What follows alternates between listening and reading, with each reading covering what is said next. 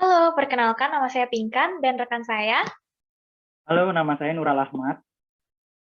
Kami adalah siswa dan siswi Latsar CPNS 2021 dari BDK Yogyakarta. Untuk melengkapi penugasan terkait nilai-nilai aneka, kami akan melakukan diskusi terkait instansi yang kami pilih. Silakan menonton.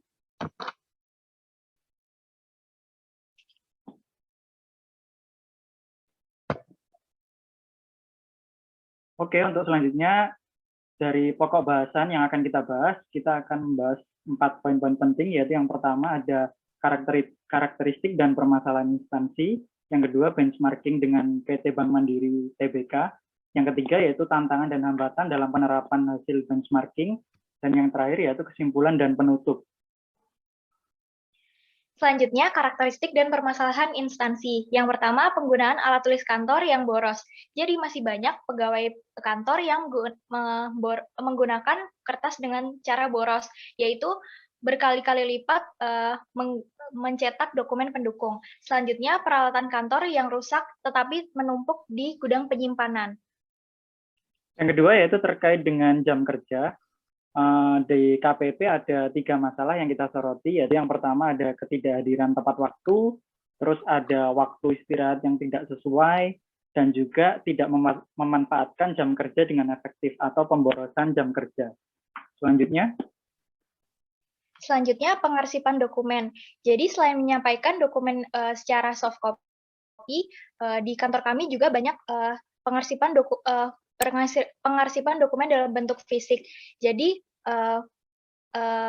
dokumen-dokumen ini sistem arsipnya belum dikoordinasikan secara rapi. Padahal banyak dokumen tersebut yang merupakan dokumen vital dan dapat digunakan sewaktu-waktu, namun susah untuk dicari. Selanjutnya. Yang selanjutnya yaitu ada dari sumber daya manusia. Nah, kalau di kantor pajak atau KPP itu yang kami soroti ada 2 masalah yang terkait dengan SDM. Yang pertama yaitu terkait dengan usia produktif, dan yang kedua yaitu terkait dengan minimnya pengetahuan akan teknologi atau gaptek. Lanjut.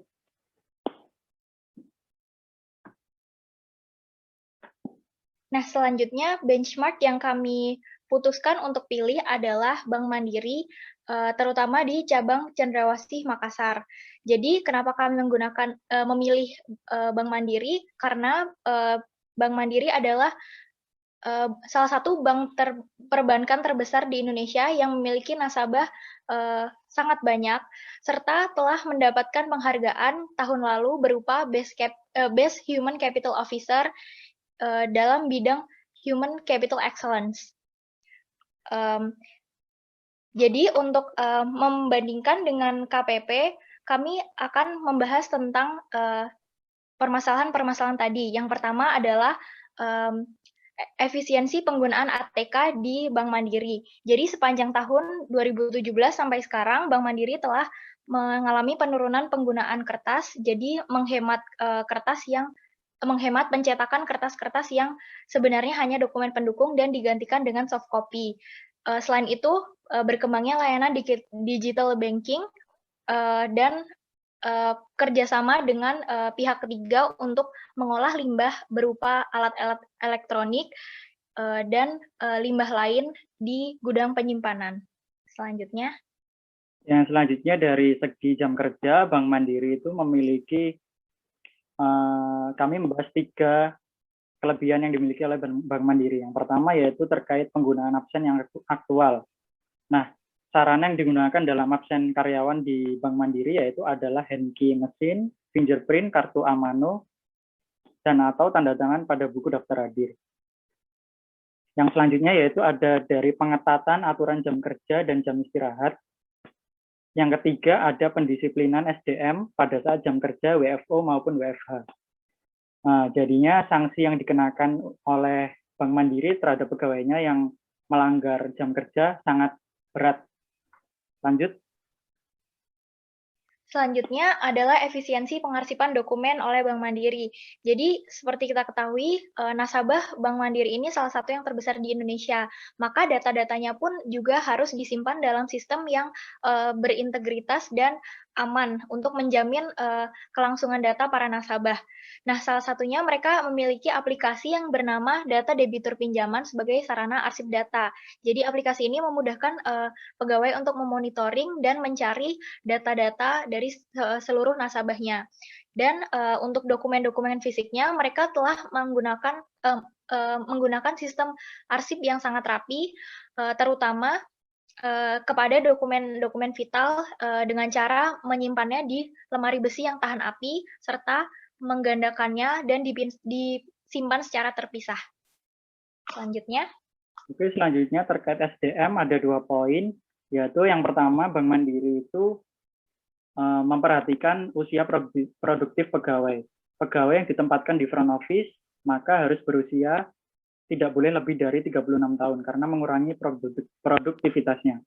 Yang kedua yaitu Bank Mandiri ini menerapkan sistem manajemen performa yang berbasis pada penilaian Key Performance Indicator atau KPI. Nah, hal tersebut itu mendorong pegawai untuk berkompetensi secara sehat dan bersaing secara sehat juga dengan pegawai yang lain. Selanjutnya ada tantangan dan hambatan apabila kita menerapkan benchmarking dari Bank Mandiri terhadap KPP Pratama.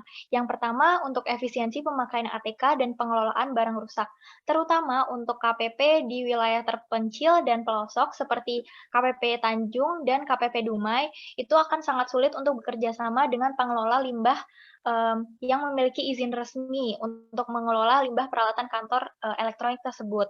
Jadi mungkin tidak akan menjadi kendala di KPP yang ada di perkotaan, namun untuk KPP yang pelosok akan mengalami kesulitan. Selanjutnya yaitu dari segi jam kerja ada 2 poin.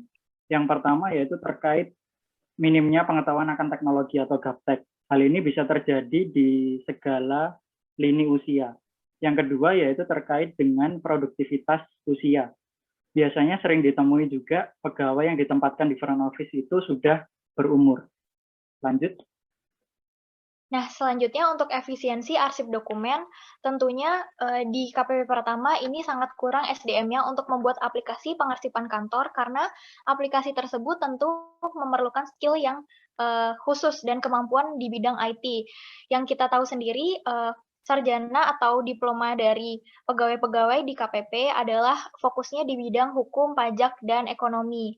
Tentunya membuat aplikasi tersebut tidak mudah dan cukup lama karena membutuhkan keahlian tertentu tersebut.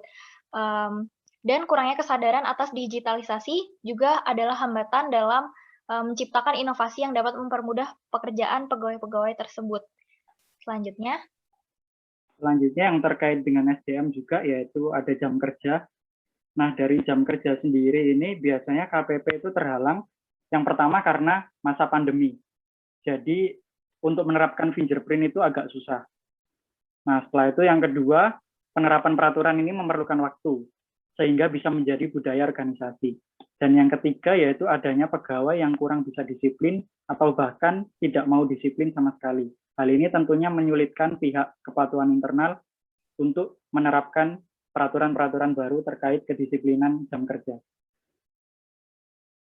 Baik, terima kasih. Segitu saja penjelasan kami. Semoga apa yang kami bahas dapat bermanfaat. Dan juga kami menyampaikan bahwa apa yang kami bahas ini bukan merupakan salah satu tolak ukur untuk suatu organisasi itu dikatakan baik atau tidak. Dan juga bukan merupakan salah satu pembanding salah satu instansi itu merupakan lebih baik daripada yang lain atau tidak. Banyak tolak ukur khusus yang lebih spesifik yang dapat digunakan untuk melakukan benchmarking.